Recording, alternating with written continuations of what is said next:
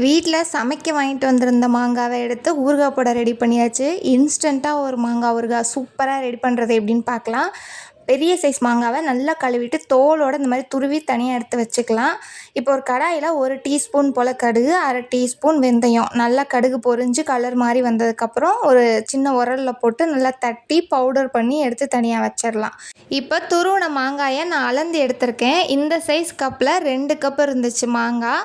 நம்ம அளந்து எடுத்துட்டோன்னா அடுத்தடுத்து போடுற பொருள் ஈஸியாக இருக்கும். அதே கப்பில் 1/4 கப் தனி மிளகாத்தூள், 1/4 கப்புக்கும் கொஞ்சம் கம்மியாக உப்பு, நம்ம பவுடர் பண்ணி வச்சிருந்த பொடி, அது கூட 1/2 டீஸ்பூன் மஞ்சள் தூள் சேர்த்து நல்லா மிக்ஸ் பண்ணி இந்த அளவுக்கு தனியாக எடுத்து வச்சிடலாம். இப்போ சின்னதாக ஒரு கடாயில் 1/2 கப்பு போல் நல்லெண்ணெய் சேர்த்துருக்கேன். அது கூட 1 டீஸ்பூன் கடுகு நல்லா பொரிஞ்சு வந்துடணும்.